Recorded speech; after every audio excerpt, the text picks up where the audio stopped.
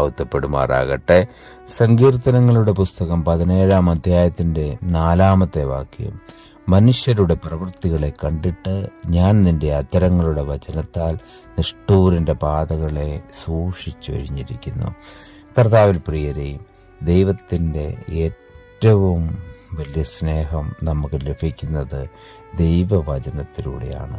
ഇവിടെ സങ്കീർത്തനക്കാരൻ പറയുകയാണ്, മനുഷ്യരുടെ പ്രവൃത്തികളെ കണ്ടിട്ട് പലപ്പോഴും നമുക്ക് ഈ തെറ്റെന്താണ് ശരിയെന്താണെന്ന് മനസ്സിലാക്കുവാനായിട്ട് സാധിക്കാതെ വരും. അപ്പോൾ ദുഷ്ടതയിലേക്ക് നമ്മൾ വീണു പോകാതെ ഇരിക്കുവാൻ ദൈവം തന്നിരിക്കുന്ന ദൈവത്തിൻ്റെ വചനത്തെ ഏറ്റവും സ്നേഹത്തോടും ഏറ്റവും വിനയത്തോടും കൂടി സ്വീകരിക്കുവാൻ നമ്മളെ ഓരോരുത്തരെയും ദൈവം ക്ഷണിച്ചിരിക്കുന്നു. അതുകൊണ്ട് കർത്താവിൻ്റെ വചനത്തെ ഏറ്റവും സ്നേഹത്തോട് സ്വീകരിക്കുവാൻ ദൈവം നമ്മെ സഹായിക്കട്ടെ.